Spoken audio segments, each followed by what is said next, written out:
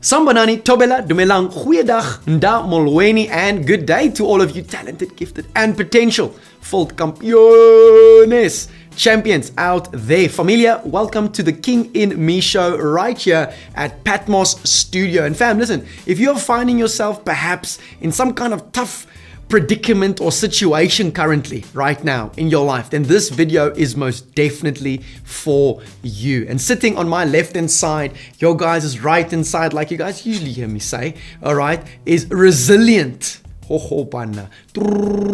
redeemed, restored Rudy.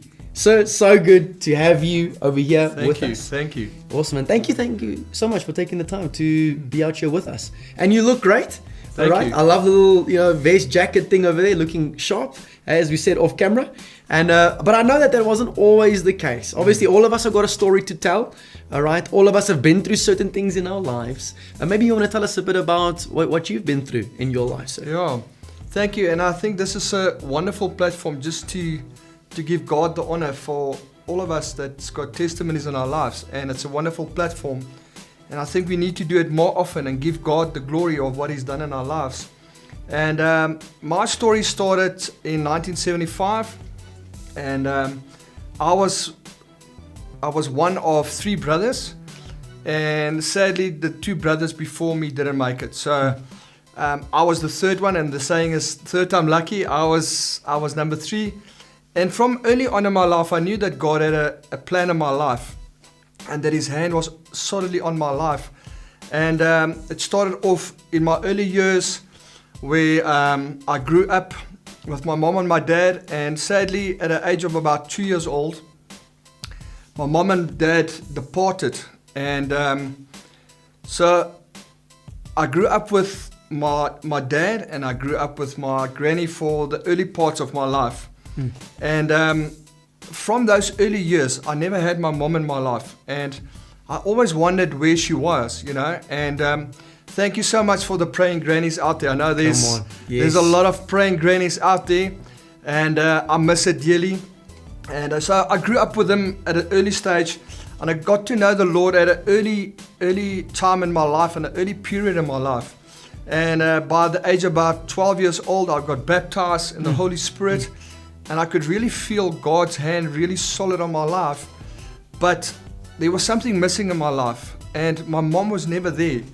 And she left when I was 2, like I mentioned. And going through life, you miss that other person. You miss the mother, or you miss a dad. And there might be kids out there that's growing up without their parents, maybe staying with grannies and things. And it was the same for me. And most of my time I spent with my gran, and we always looked for her, and we could never find her. We could never find her. So I went through my primary school years, my high school years, and all those benchmark dates, the birthdays, the 21st, all those things. Christmas, Christmas time. Yeah. She was not there. And we were looking at her, and but I knew that God had a plan in this whole process. And I started working at about 94, 93, and I started my career. I finished matric. In my matric years also, I stayed with friends of mine. I wasn't staying in my dad's house anymore, and I really had friends just that took me in and looked after me. And God, looking back, I could see God's hand in that whole process. Even in those years, He was looking after me.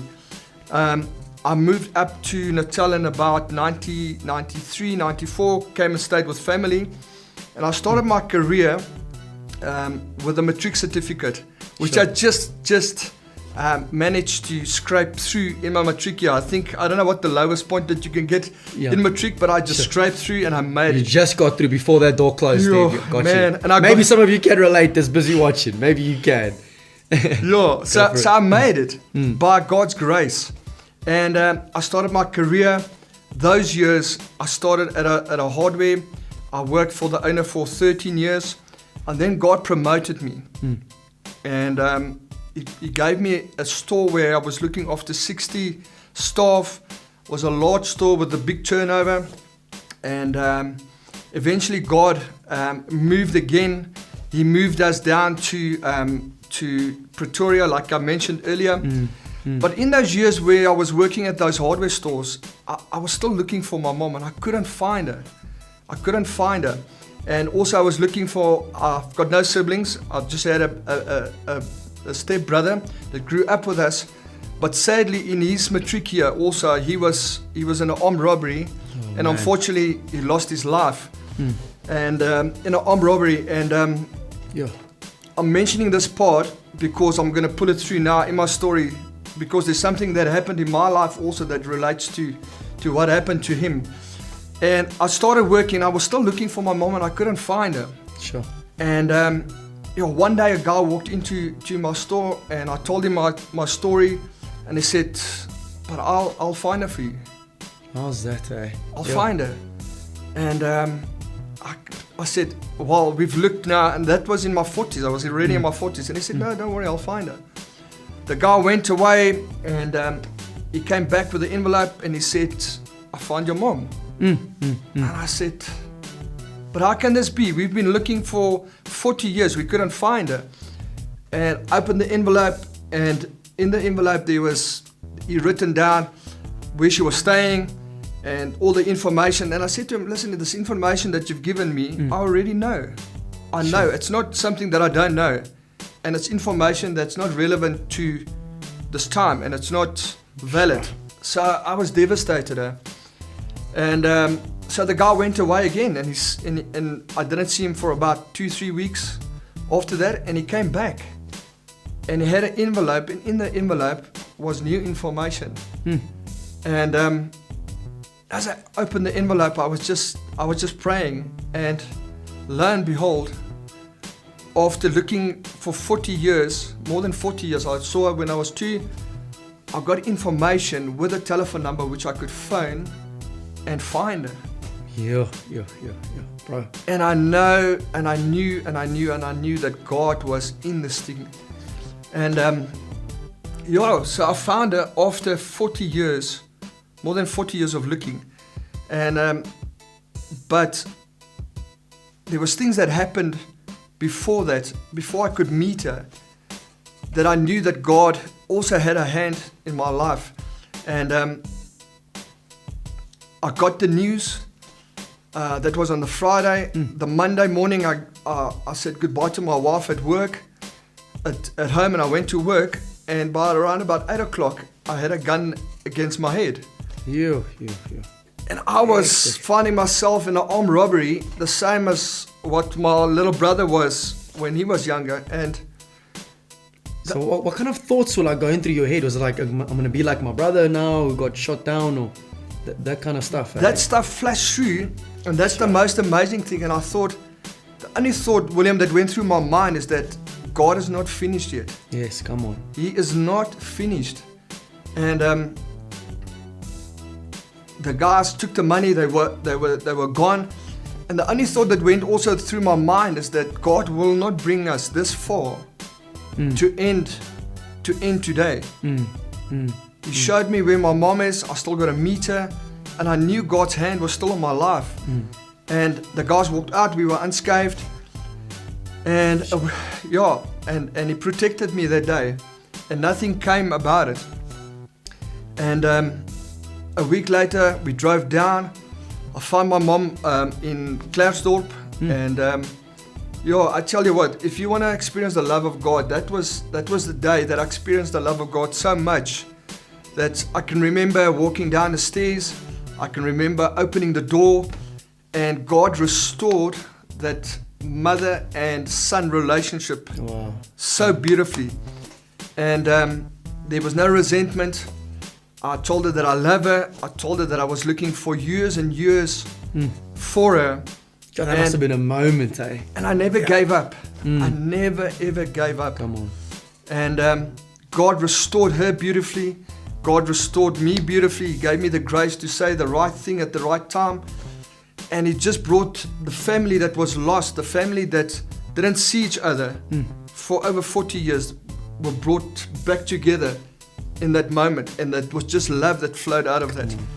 And Yeah, so I want to encourage the guys. I don't know what you've asked God for. I don't know what you're trusting Him for.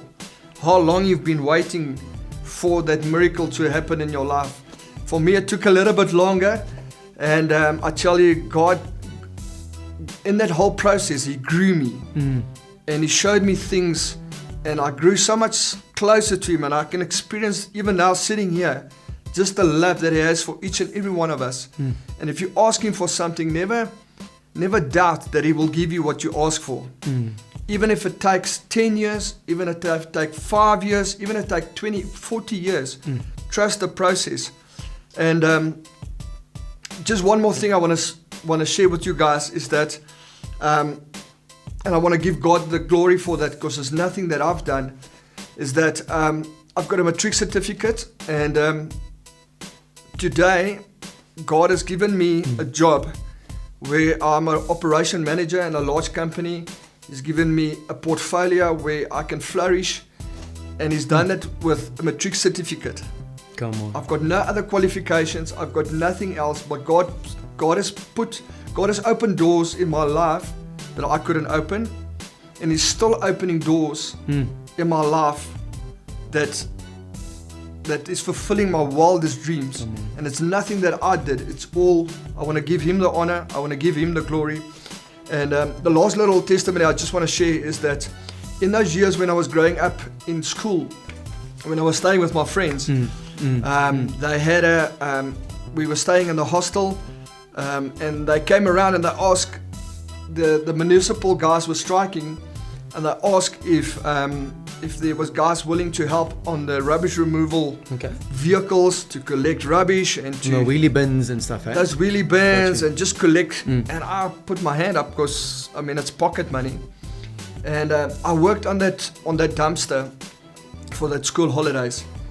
And looking back, when I worked on that dumpster and where I'm now and where God has placed me now, it's two worlds apart. Even when I was working at this hardware store, we won a trip, and we went to Zanzibar, we went to Serengeti, William, and we were sitting there the night before, and the guys were planning what they were going to do the next day. And my boss asked me, "You want to come and join us tomorrow?" So I said, "Well, I don't have money to pay for whatever we're going to do the next day." Yep. And so we got there the next morning, and there was a hot air balloon that was about to fly over the Serengeti. Sure. And fully paid. Come on. And there was me and my wife at that time. We got into the hot air balloon, and as I got into the hot air balloon, I remember the day when I worked on that dumpster. The dumpster. Sure. And how God has put me on that specific day in a hot air balloon, flying over the Serengeti. And how He's just promoted me from working on that dumpster to flying in the Serengeti on that hot air balloon. And that is who our God is. Yep. He's a God of promotion. That's it. He's a God that works miracles in your life when you least expect it. So I would just want to encourage the guys out there that keep on knocking on that door. Keep on praying. Keep on asking God for that miracle that you are expecting from Him.